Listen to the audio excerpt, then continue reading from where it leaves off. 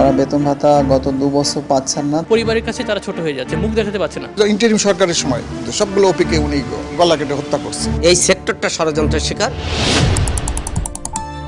লোকের কাছে শুনছি জায়গার ওষুধ নাকি ভালো, ওই জন্য আসি, কাশির লাগি রাত্রে ঘুমাইতে পারি না। আমারটা কাজ হয়েছে দেখে মেরে নিয়ে আসছি। মেশিন দিয়েও আমরা হোমিওপ্যাথি মেডিসিন বডির উপরে ইউজ করতে পারি।